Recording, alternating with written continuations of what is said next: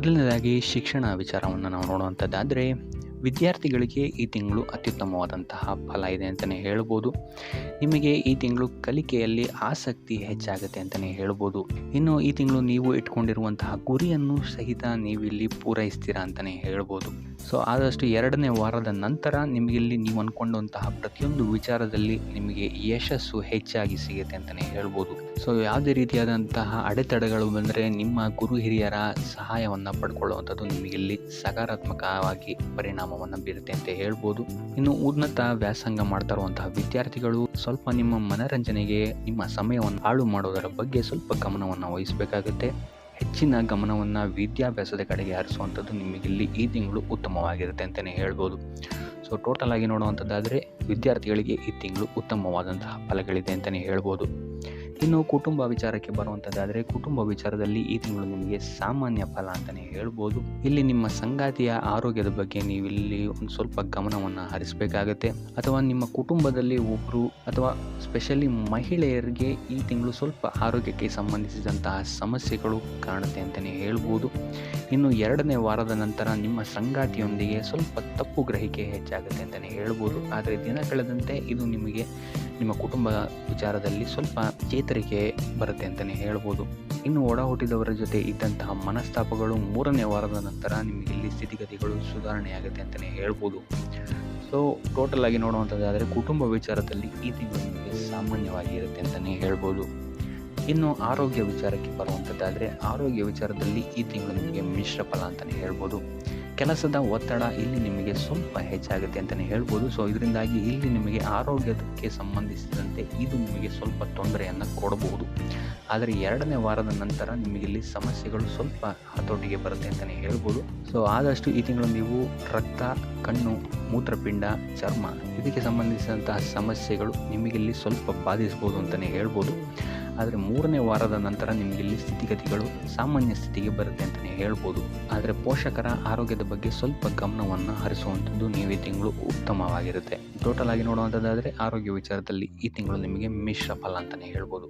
ಇನ್ನು ವೃತ್ತಿ ಜೀವನವನ್ನು ನಾವು ನೋಡುವಂಥದ್ದಾದರೆ, ವೃತ್ತಿ ಜೀವನದಲ್ಲಿ ಈ ತಿಂಗಳು ನಿಮಗೆ ಸಾಮಾನ್ಯ ಫಲ ಅಂತಲೇ ಹೇಳ್ಬೋದು. ಸೊ ಕುಟುಂಬ ವಿಚಾರದಲ್ಲಿ ನಡೀತಾ ಇರುವಂತಹ ಕೆಲವು ಸಮಸ್ಯೆಗಳು ನಿಮಗೆ ನಿಮ್ಮ ವೃತ್ತಿ ಜೀವನದಲ್ಲಿ ಈ ತಿಂಗಳು ಸ್ವಲ್ಪ ಪರಿಣಾಮವನ್ನು ಬೀರುತ್ತೆ ಅಂತಲೇ ಹೇಳ್ಬೋದು. ಸೊ ಆದ್ದರಿಂದ ಯಾವುದೇ ರೀತಿಯಾದಂತಹ ವಾದ ವಿವಾದಗಳಿಂದ ದೂರ ಇರುವಂಥದ್ದು ಉತ್ತಮವಾಗಿರುತ್ತೆ.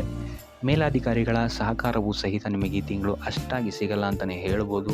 ಆದರೆ ಸಹೋದ್ಯೋಗಿಗಳು ನಿಮಗಿಲ್ಲಿ ಉತ್ತಮ ಬೆಂಬಲವನ್ನು ನೀಡ್ತಾರೆ ಅಂತಲೇ ಹೇಳ್ಬೋದು. ಸೊ ಅದರಿಂದಾಗಿ ಇಲ್ಲಿ ನಿಮಗೆ ಕಾರ್ಯಕ್ಷೇತ್ರದಲ್ಲಿ ಮಿಶ್ರ ಫಲ ಅಂತಲೇ ಹೇಳ್ಬೋದು.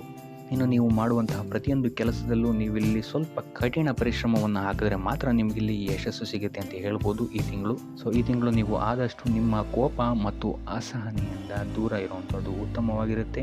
ಯಾವುದೇ ರೀತಿಯಾದಂತಹ ಆತುರದ ನಿರ್ಧಾರಗಳಿಂದ ದೂರ ಇರಿ.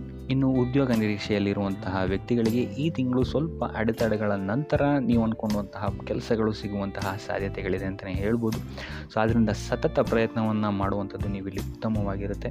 ಎಷ್ಟು ಎಫರ್ಟ್ ಆಗ್ತೀರಾ ಅಷ್ಟು ನಿಮಗಿಲ್ಲಿ ಸಪೋರ್ಟಿಂಗ್ ಆಗಿರುತ್ತೆ ಈ ತಿಂಗಳು ಅಂತಲೇ ಹೇಳ್ಬೋದು. ಇನ್ನು ಆರ್ಥಿಕ ಸ್ಥಿತಿಯನ್ನು ನಾವು ನೋಡುವಂಥದ್ದಾದರೆ, ಆರ್ಥಿಕ ದೃಷ್ಟಿಕೋನದಿಂದ ಈ ತಿಂಗಳು ಉತ್ತಮವಾಗಿರುತ್ತೆ ಅಂತಲೇ ಹೇಳ್ಬೋದು.